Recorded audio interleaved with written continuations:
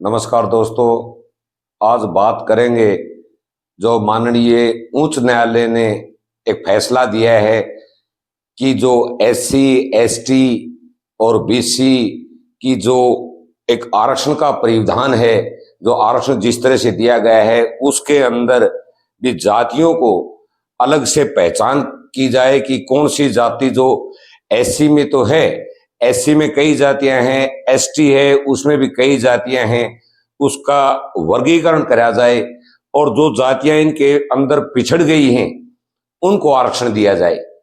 ये माननीय उच्च न्यायालय का फैसला है जो आपने अखबारों में शायद देखा होगा कि कोर्ट ने बिल्कुल साफ किया है कि इनकी पहचान करी जाए और जो लोग चाहे वो एससी से हैं, एसटी से हैं, बीसी से हैं, जो लोग संपन्न हो चुके हैं, जो क्रीम लेयर जो हमारा एक मानक स्टैंडर्ड है, अगर वो वहां तक पहुंच गए हैं तो उनको बाहर किया जाए और उस आरक्षण को जो एससी, एसटी, बीएससी के जो हैं उनको वो आरक्षण दिया जाए।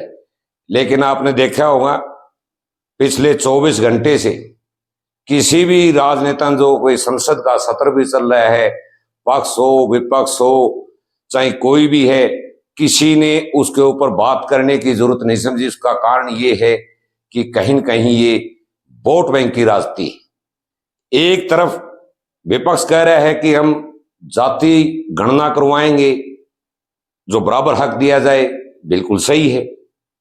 एक तरफ जो सरकार है वो कह रही है कि इसकी जरूरत क्या है। तो ये दोनों घुमा फिरा के एक ही बात है। इसको समझने वाली जरूरत वाली जो चीज है उसमें ये है कि हम आधार कार्ड से पूरा भारत जुड़ा हुआ है और आधार कार्ड के अंदर हर आदमी की जाति और हर आदमी का नाम, हर आदमी का डिस्ट्रिक्ट, हर आदमी का क्षेत्र कहीं न कहीं जुड़ा हुआ है। तो ये एक बरगलाने का तरीका है कि हम जातियों की गणना करेंगे, चाहे पक्ष हो चाहे विपक्ष हो। केवल मात्र इस लोग देश के जो लोग हैं उनको भ्रमित किया जा रहा है। आपने देखा होगा कि मेरे को किसी जाति से या किसी मजहब से कोई नफरत नहीं है।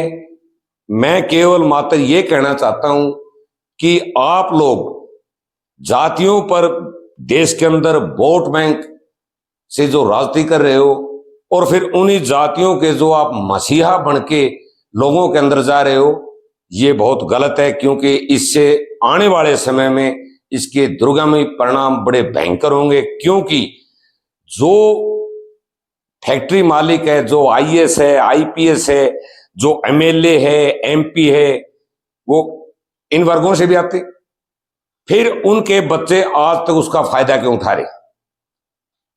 उनको बाहर करके इसी वर्ग के जो बच्चे पिछड़े हुए हैं या जो उनकी आय या जो उनका जीवन स्टैंडर्ड है, जो जीवन का आधार है, उसको ठीक करने की जिम्मेवारी हमारी संसद की है। कोर्ट मात्र उसको लागू कर सकता है कि वो हमारे लोकाचार में, हमारे कानून व्यवस्था में कैसे चलेगा, लेकिन उसको बनाना काम संसद का है। लेकिन संसद इस पर कुछ नहीं कहेगी, चाहे पक्ष हो विपक्ष हो। मैं आपको दोबारा याद दिलाना चाहता हूं, केवल वोट बैंक की राजनीति है। आप देखो एससी है, हमारे जो बैकवर्ड है भाई है, उनके नाम से वोट तो लिए जा रहे हैं, लेकिन उनके अंदर भी जातियां हैं। अब कहोगे कि जातियां, हाँ जातियां इस देश में हैं। इन जातियों को राजनेता बदलने नहीं देना चाह रहे, इन जातियों को ये जिंदा रखना चाहते हैं। जातिवाद का सबसे बड़ा कारण है देश के नेता। जहां इनको सुटेबल होगा कि इस जाति के वोट परसेंटेज यहां पर ज्यादा हैं, ये उसी जाति की बात करेंगे। जहां पर इनको लगेगा कि इस जाति के वोट बैंक कम हैं, वो उसी जाति की बात नहीं करेंगे।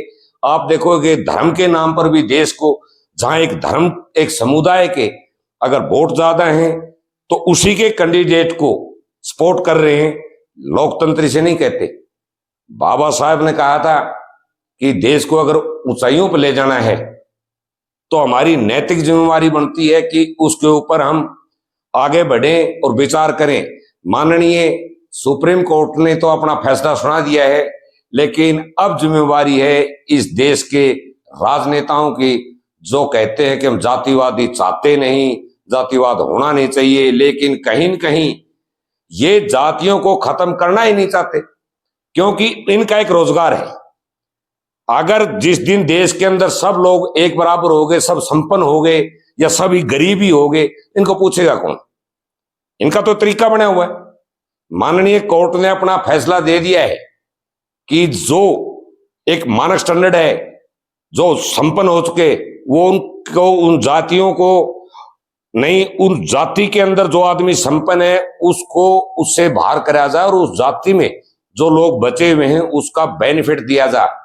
मैं आपको बताना चाहता हूं, अगर ये चाहें तो हर स्टेट के अंदर इनको अच्छे से पता, राजनेताओं को, कि कहीं न कहीं कौन सी जाति ने आरक्षण से फायदा हुआ है और कौन सी जाति आरक्षण की वजह से पिछड़ी है, जो उन्हीं के साथ है। क्योंकि जिस जाति के लीडर आज तक बड़े मंत्रालयों में पहुंचे हैं या कहीं पर भी इनकी अगर पकड़ रही है, तो इन्होंने अपनी जाति को आगे बढ़ाया, न कि एससी को, न कि एसटी को, न कि ओबीसी को।